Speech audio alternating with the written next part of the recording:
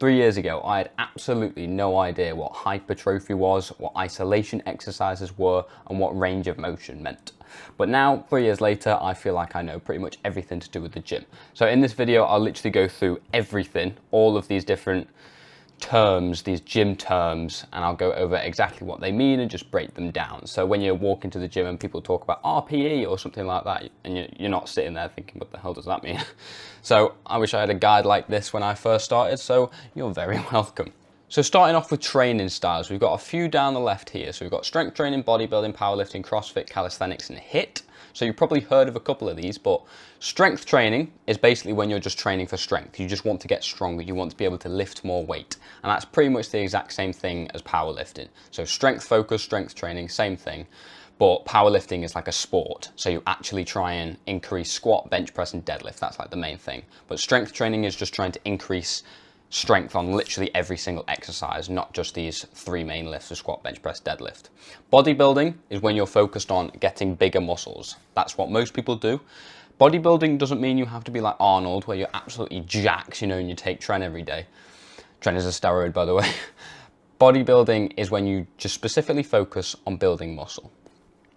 CrossFit is it's like functional training, so it's across all different realms. You normally see people make fun of CrossFit when you're doing pull-ups and like throwing themselves up and stuff. I don't think CrossFit is a great idea, but I've never really tried it before. But CrossFit is just like across all different things. So as it says here, like strength, cardio, mobility, the whole shebang all in one. Calisthenics is a really cool one. That's when people do, like they hang off bars and do like human flags, and they're doing L-sits and front levers and all that kind of stuff, and handstand push-ups and everything like that. It's just body weight exercises essentially. So it can be as simple as push-ups and pull-ups, or it can be something really advanced like a human flag. Now HIIT, high intensity interval training, is like what Joe Wicks used to do, like 2020, if you ever watched that kind of stuff. So it's just like really high intense, like fat, these normally say like fat burning, which is not how it works. But you're doing like really fast, intense exercises. Maybe you're doing like jogging on the spot really fast for 30 seconds, then break for 10 seconds, then you go into this next exercise for 47 seconds, and it's like really high intensity the whole time. So not great for building muscle, but for burning calories or just for cardio, it's good. Now moving on to progress and measurement terms. So there's lots of things here that I had no idea what they meant. So PR basically means personal record. So when you go for an exercise in the gym, say bench press, if my PR in bench press is currently 85 kg, 90 kg, something like that. I can't remember. I haven't done it in a long time. But when people say they're going for a PR, that means they're going for their 1 rep max. So their maximum, that's the same thing here, 1 rep max. So they're going for their best score on whatever it is. So on the bike, a personal record could be like completing this exact distance in this amount of time. So the time would be the personal record. But in the gym, bench press, a 1 rep max, so the maximum weight you can lift for the bench press. So for me, it was like 85 kg, 90, whatever it was. That would be my personal record, right? Body fat percentage is basically when you look in the mirror, how much fat do you have on your body? So as you can sort of see on my forearm here, you can see the muscle underneath about there stays the same, even though my skin is moving on top. Like you can see that skin.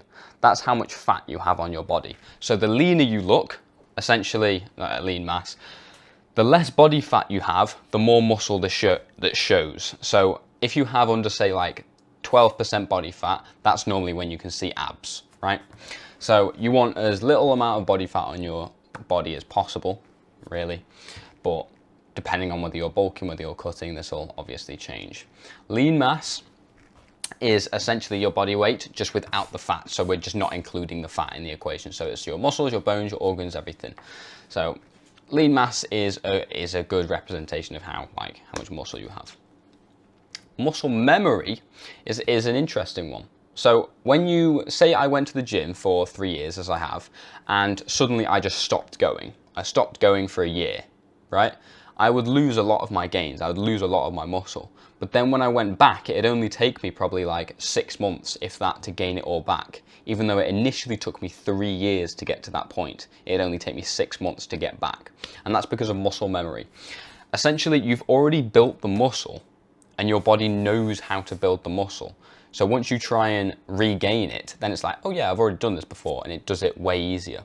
So if you want to gain muscle in the gym, say you have to do, I can't think off the top of my head, but say you have to do 10 sets a week or something, 12 sets a week to increase muscle. To maintain it, you only have to do 1 set, right?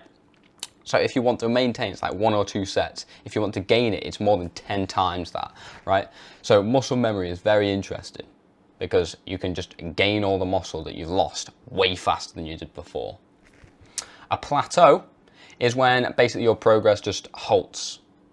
So say you're trying to bulk and all of a sudden your weight just stays the exact same for ages and your strength stays the exact same for ages. Then that's because you've hit a plateau. So either you need to increase you just need to change something. So if you hit a plateau and you're bulking, maybe you need to increase the amount of calories or increase the amount of protein, bioavailable protein, which basically just means higher quality protein like meat and milk rather than like peanuts and protein shakes. I've talked about that before in my channel. I'm not going to talk about it now, but it's quite, all this stuff is very complicated, but it's also quite simple at the same time. Body composition is the ratio of fat to lean mass on your body. So we were talking about lean mass before. So it basically just means what your body is composed of. I know that sounds super simple, but it's like compare your fat compared to your lean mass. So your lean mass, muscle, bones, organs, that in ratio to the amount of fat on your body. So you obviously want the fat to be low and everything else to be high. Now, moving on to equipment and gear. So you probably understand a lot of these things, so I'll just go through them quite quickly. A barbell is like that long bar that they use for like bench press and they use for deadlifts and stuff like that and squats. So as it says there, yeah. So it's just the very long bar that's probably like it's about this, it's about that, oh no, it's about that long, right? You know the ones I mean. Dumbbells are the small ones, about that big. In fact, that is a dumbbell, right? So it's the small one. And then the barbell is the one that's really long.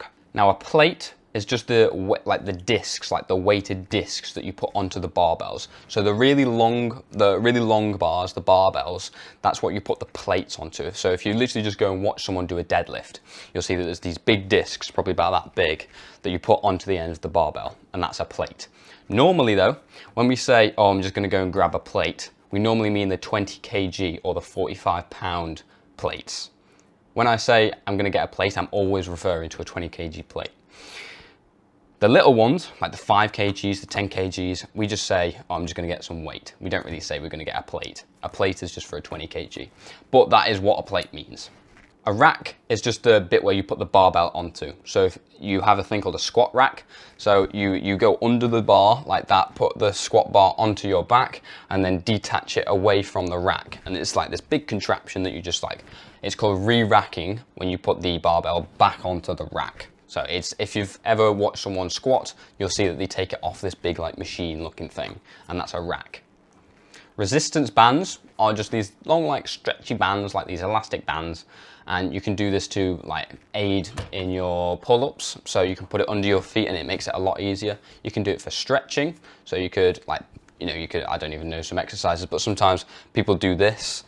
They stretch it out like this and then put it behind their back. So it like stretches out the shoulders like that, just with a resistance band. I've never done it, but apparently it's quite cool. That's resistance bands. A lifting belt is something that helps you brace better. So people say it supports the lower back during heavy lifts, as it says there, but really it's just, it helps you brace. And brace just means you can sort of control your whole body, like your core and everything, it's really tight, like that, and you're really ready to do the exercise. Normally it's like a deadlift or a squat, like a heavy exercise. And a lifting belt is literally just a belt that goes round your waist, and you'll see what I mean. Straps, they're called lifting straps. Normally you put them around your wrist like this and then through over the top of your thumb like that, and you normally connect them to like things like a lat pull down, a pull up, a deadlift, bicep curls even, just anything to do with like back and biceps really, that's the main ones, normally back. But it helps when you're doing like a back exercise, like a pull-up or something. I've got a pull-up there, pull-up bar there, I know you can't see it, that's what I'm pointing to. A pull-up, when you're doing a pull-up, it engages a lot of the forearm, and you don't want that. You just want your back engaged, right? So when you put the straps on, it helps take the emphasis off your forearm and onto your back instead. So I find that they're really helpful. Like when I'm doing dumbbell rows, I can lift way heavier because my forearms don't give out first, my back does, and it means I can train my back more effectively. So lifting straps are very good. Now moving on to nutrition and diet terminology, there's quite a lot for this, like there's 2 pages. So just before we go into that, quick plug, I've got a program, first link in the description, that has unbelievably detailed guides like this. So when you first walk into the gym, you won't have to think, what's meal prep or what's creatine? Is that a drug? I don't know. You know, I've got like unbelievably detailed guides that will help you get through this journey very easily, very fast, very efficient. First link in the description. So, a calorie surplus and a calorie deficit. This is one of the 2 main things that you'll hear in bodybuilding when it comes to bulking or cutting. So surplus basically means you have, in fact, where's maintenance calories? I think it's down here. So you have maintenance calories, which is essentially, calories are a unit of energy. So how many calories you burn on a day. So naturally, just from existing, most people will burn about 2,000 to 2,500 calories, even if you don't do anything. If you just lie in bed all day, that's how many calories you'll probably burn, right? It obviously depends on your height, your age, your weight, things like that. But there's like, you can go on this website called Calorie Calculator and it'll figure it out for you. But you'll have maintenance calories, and then if you eat those maintenance calories, so say my maintenance was 2,500 and I ate 2,500 calories, I would remain the same weight. Calories are not everything. I've learned now that calories in, calories out is not exactly how it works. It depends more on the macro and micronutrients. I'll get onto that in a minute, like the proteins, the fats, the carbs and everything, but actually even more like detailed into that, into the micronutrients. But I won't get into this. This is just like the essentials that you sort of need to know. So surplus is when you eat anything more than your maintenance. So maintenance is 2,500, I eat 2,800, that's a 300 calorie surplus. I will gain weight, essentially. Calorie deficit is anything less than. So, and this is for bulking. Surplus is for bulking, so eating in a calorie surplus. So if you eat more than you burn, then you will gain weight, and some of that will be muscle. So that's how people bulk. And then for a calorie deficit, that means that you're eating less than you're burning. So you burn 2,500, I eat 2,100. That's what, like a 400 calorie deficit, right? So I will lose weight. So that's what cutting is called. So eating in a calorie deficit to lose fat or lose weight. People normally talk about losing fat because you don't really want to lose muscle. But they say lose weight, but weight is a bit of a bad word, so I would just say lose fat. So those are 2 or 4 very essential phrases or words that you need to know. Calorie surplus, calorie deficit, bulking, and cutting. Meal prep is just where you prepare meals. So say you make, I don't know, like the classic bodybuilder meal. I don't think it's very good for you, but chicken, rice, and broccoli. It's better to have steak and eggs, in my opinion. Well, in science. But broccoli, rice, and chicken, you could put that in loads of boxes. You could have 7 boxes of them for the week. So you prepare them for the entire week. So you just have to take it out the fridge or the freezer or whatever and just eat it straight away. Instead of having to prepare it every single day, it's already been prepared. That's what meal prep means. Supplements are things that supplement your workout. So for example, you have creatine, you have protein powder, you have, what's that one called? You have pre-workout, things like that. I'll get onto this in a minute. So these are things that just help you in your journey. So protein powder helps you get more protein. I would say, I've got a video on this on my channel, like 2 videos ago or something. Don't take any supplements. You don't need any of them. Just eat real food, eat steak and eggs, or beef and eggs. This is all I eat at the moment, by the way. I eat meat, eggs, fruit, and raw dairy. That's it. That's all I eat. You don't need supplements. But nonetheless, people do take supplements, and that's what they are. And they just help. They just help, I guess. But you don't need them. Creatine is what I was talking about here. I won't get into details of what creatine actually does because it's quite complicated, to be honest, but it essentially allows you to retain more water in your muscles, so your muscles have a little bit extra energy, and that's the basis of it. But it's the most researched supplement. It is not a drug. You already have creatine in your system, so you have it in your body. So when your mum says don't take creatine, it is fine. It's completely fine. Pre-workout is something you take before your workout, so it just increases energy and focus. But I would say never take pre-workout. Please look at me when I say this. Never take pre-workout. It's full of chemicals. Full of chemicals. It's just like drinking a Red Bull. Like, what the hell? Why are we saying this is really good for like health and diet and everything? It's terrible. Never take pre-workout. You know what my pre-workout was the other day? An orange. And it gave me a crazy good pump in the gym. It gave me a ton of energy. That's all you need. You just need a natural source, like a piece of fruit or something. That's all you need. You don't need to take this pre-workout where it's like, I don't know, raspberry ripple divine splash flavor or something like that. Like, it's terrible for you. Don't eat don't take pre-workout. You don't need it. Just have a piece of fruit, like an apple. Boom, you're done. And also don't take like chocolate bars and stuff like that before you go, because it's honestly just horrendous for your health. Post-workout is basically the opposite. So straight after your workout, you might just have a meal.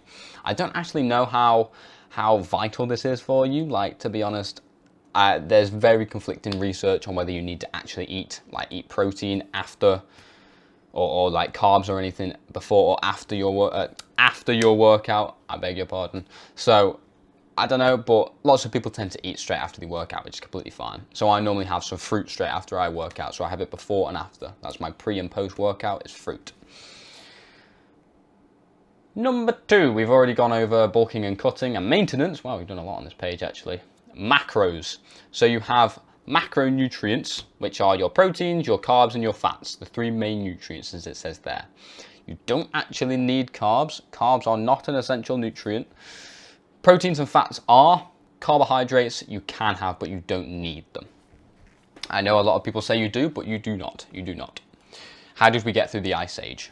We didn't have any carbs back then. We just ate meat, and that's it.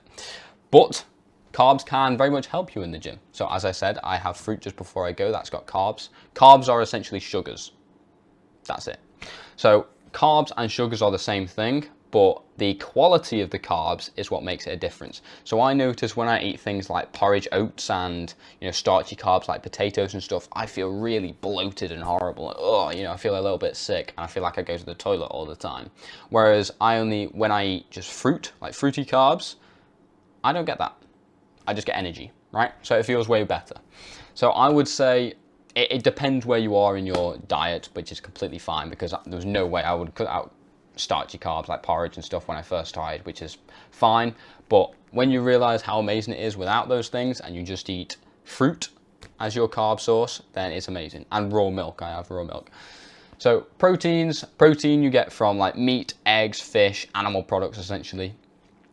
And carbs you get from like fruit, starches, so starches being like potatoes, pasta, as I said, and then fats you get from things, in fact it says it right here, you get fats from like meat and avocado. Fat, look at me in the eye when I say this, and do not take it lightly. Fat does not make you fat. Fat is an essential nutrient. You need it.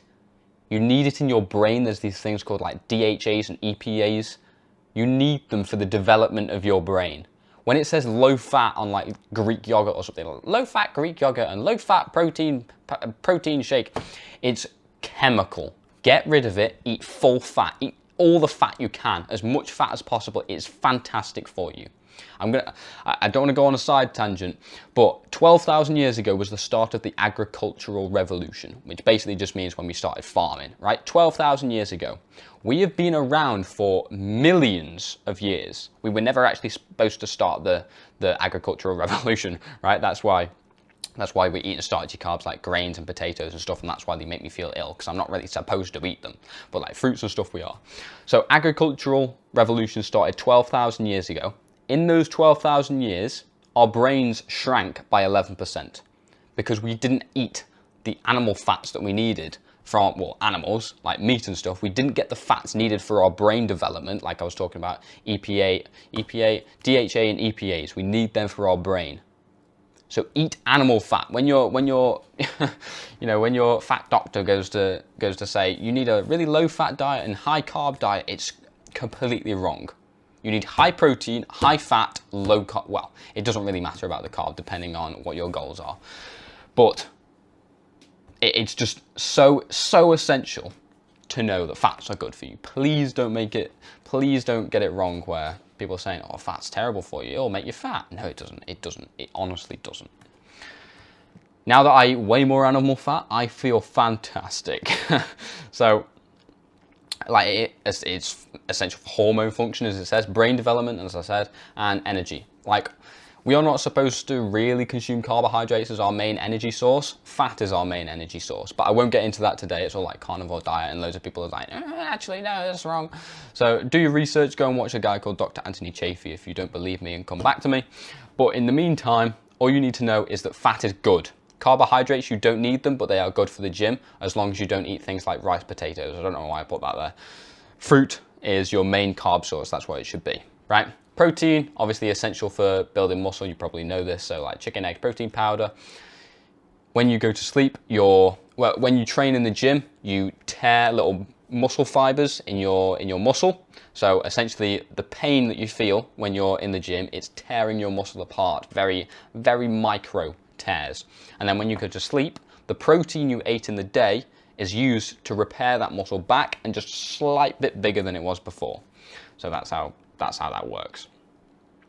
Okay, so we've covered this full nutrition and diet terminology, and that might have got a little bit controversial in that one, so you can slaughter me in the comments if you want to. I don't mind. This is what I believe in, and this is what is backed up by science, and this is what has helped me get bigger biceps. So come back to me if you have any other conflicting beliefs.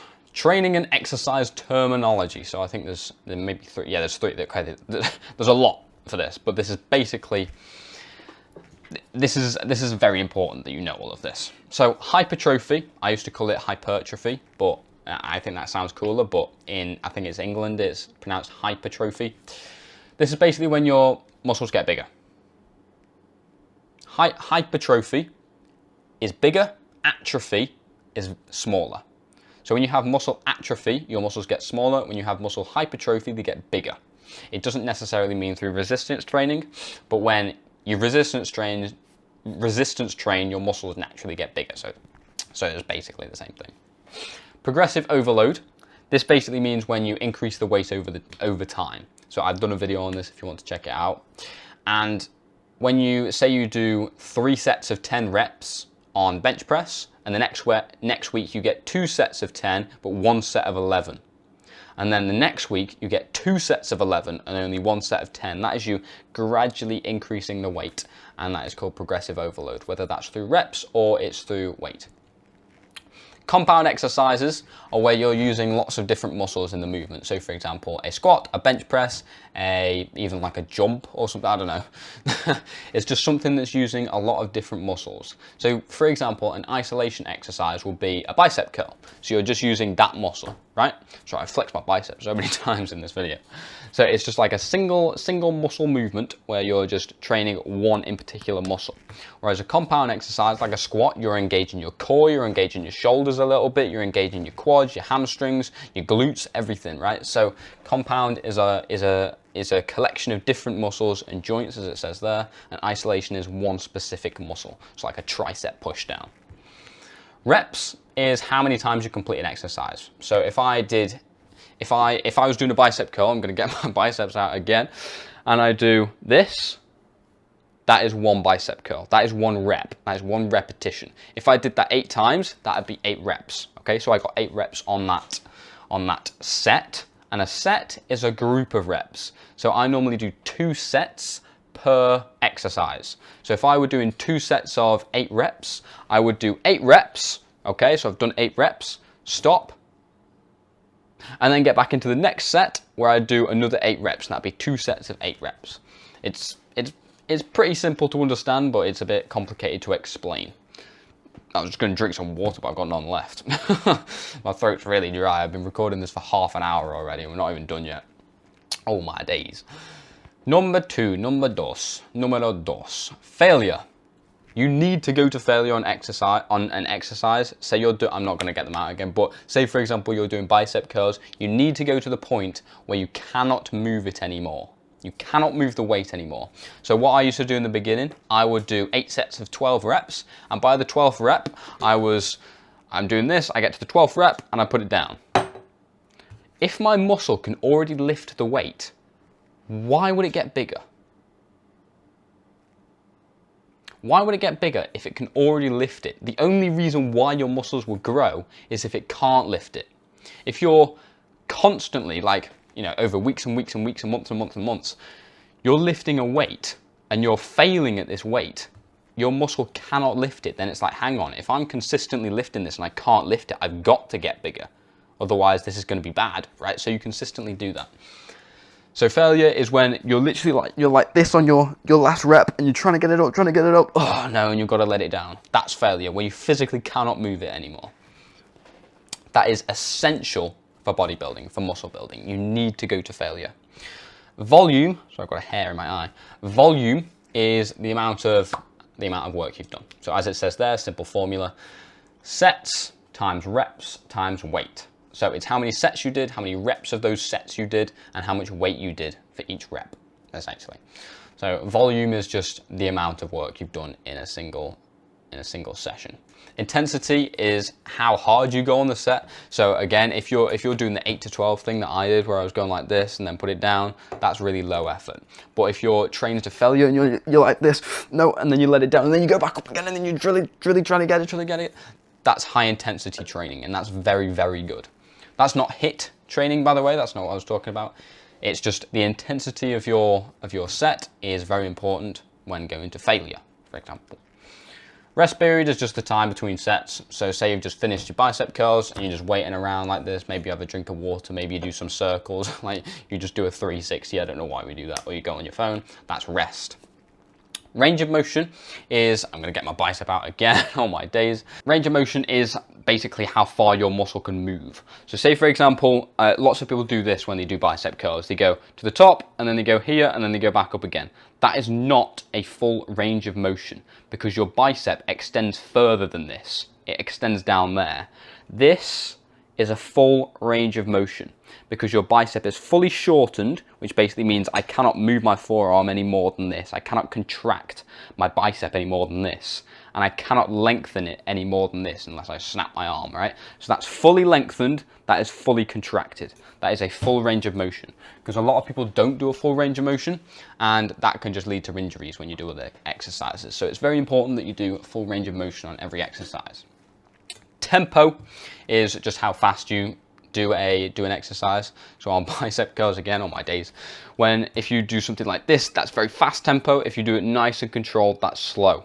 Rule of thumb is you go fast on the way up, hold it for half a second, and then slowly let it back down, because this is called the eccentric movement, which is basically when you let it down like this. This is when a lot of the tension is placed onto your biceps. So you want to go as slow as possible on the way down and then back up again. Time under tension is how much time your bicep is under tension. So how much time it is under strain during the set. So that would be a lot of time under tension there. You're increasing the time under tension as if you're doing a slow tempo, right? And then you go back up. Like for example, if my arm's just like sagging like this, then it hasn't got any tension on it. But if it's controlling it down like this, there's a lot of tension on my bicep. Now a deload, I don't think I've ever actually done a deload before.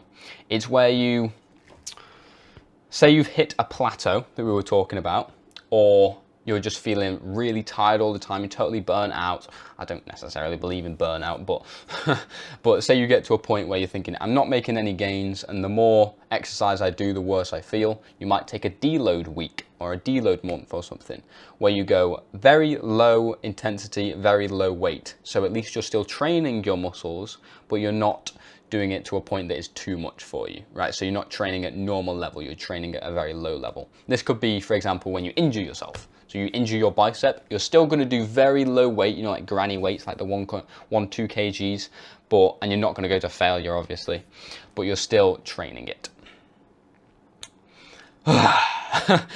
Number 3, we're almost done, stick with me here. So a warm-up, you know all these from just like primary school or something, but warm-up is where you just do light exercises to warm up your body. So I do like 8 kgs on bicep curls just to start off with, nice and fast reps, just like this. Sometimes I do controlled reps just to get my muscles nice and relaxed, nice and warm, ready to go. Because if you go straight into failure, then it could just cause an injury, right? So warm-up is just preparing your body for intense activity. Cool down is the opposite. So at the end, normally when I do like sprints or runs or something, I like to cool down by walking around, just where, you know, like the gym, just walking around, catch my breath back, and then maybe do some like dynamic stretches or something just to make sure my muscles are nice and as recovered as they could be, right? Superset, these are quite important to know. Superset is when you perform 2 exercises back to back. So for example, I could do a incline dumbbell curl behind my back like this, and then I could go straight onto a preacher curl that is in front of me and do them one after the other, no rest in between, straight into them. That's called a superset. Or you could do, I don't know, you could do bench press, and then you could go into a incline dumbbell press straight away. And that's normally just so you can target the muscle as much as possible and like completely tire it out, completely get it to failure. A drop set is once you've completed your set. So say I did 8 reps on bicep curls, then immediately I drop the weight. So I'd go down to, I don't know, say I started out at 15 kg, I'd go down to 10 kg, and then I complete another set on there until I get to failure, and then I go down to 5 kg, complete another set, then I go down to 2.5 kg, and you get like 2 reps on 2.5 kg because your muscle is so fatigued. I do this quite a lot. It's very nice. It's very good for, you know, completely killing your muscle. So it's very good. A pyramid set is where you just increase or decrease the weight with each set, as it says here. I have never actually done a pyramid set, I don't believe. So I would just, if I were you, I'd stick to drop set, superset, and just normal set. Circuit training is where you normally, I do these in like, you know, in like gym class, in PE class, you go around a circuit. So maybe you have like ab exercises, then you move on to push-ups, then you move on to sit-ups, whatever, and you keep going around in this like circuit. It's called circuit training. Normally it's in a circle, and you just do like lots of different exercises in a sequence, and normally you don't have much rest. So, you know, the coach is like, right, okay, 20 seconds on this, and then you've got to move on to this with like 10 seconds rest in between, then you're going to do 30 seconds of this, and you just keep going around. This isn't for bodybuilding as much. This is just for, you know, like HIIT workouts and that kind of thing. Okay, we are almost there, just hang in. One last slide. Mindset and gym etiquette. So this is quite important. Mind muscle connection, you might have heard of this before. That essentially means when you think about the muscle you're contracting. So I do this when I'm doing chest exercises. So say I'm doing a press like this, I literally look at my chest and I think about it. I think about the muscle contracting, and I think about the muscle like striations in my chest, like moving inwards and like flickering, and you know, I'm really feeling the muscle. You literally believe the muscle, if that makes sense. So bicep curls, you're literally looking at it and you're seeing the contraction, you're feeling the contraction. And that actually helps you, for some reason, just target it more. When you think it, like, say for example in a lat pull down, if I think about my lats contracting, I feel I get a better activation. They feel more controlled. I feel like I'm targeting them more just because I'm believing in it. It's weird. Form simply is just how an exercise is performed. So say bad form on a bicep curl will be like this, because you're just like kipping it, like basically means what you're like throwing the weight around like this. But this would just be a nice controlled. That is good form because you're just moving the bicep, right?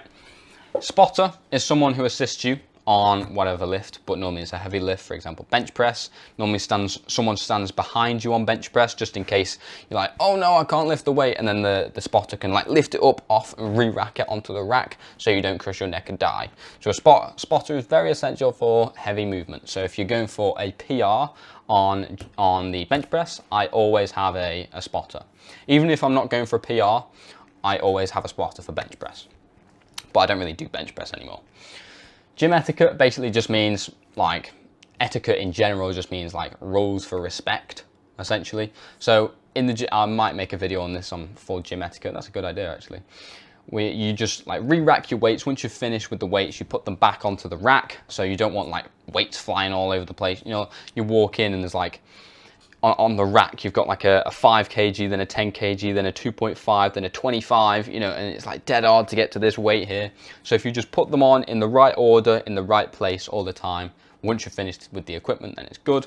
Also, you can wipe down the equipment, but I don't really do that. So that is gym etiquette. And finally, consistency. It just means when you go all the time. So you never skip a session, you always go on time, you always eat the same things that you said you were going to eat. You stick with your word. You stick to your word. Consistency is key. And if you want to gain even more access to a full step-by-step muscle building guide just like this one, but for everything you need to know to make sure that you do stay consistent in the gym, then I've got a full program, as I was talking about, first link in the description, that you can check out. So you can literally, you get full access to me in the DMs. So if you were thinking, what should gym etiquette be in this gym, or you know, I have a different rule for a spotter, what does this mean? Then you can literally just ask me and say, oh well, this is what this means, this is what that means, and you'll be fine. Custom meal plans and nutrition guides, we've got like full guides on everything. So you don't have to think about, well, should I eat this? Should I take creatine? Should I eat this? Should I eat that? I've got it all sorted for you. You don't need to think about it. You don't need to worry about it. You just need to follow the step-by-step guide and you'll achieve your dream physique, so that when you go into the gym, you can feel like that jacked dude instead of the little kid who's just starting. And we've got a private community of like-minded guys who will just help you along the way.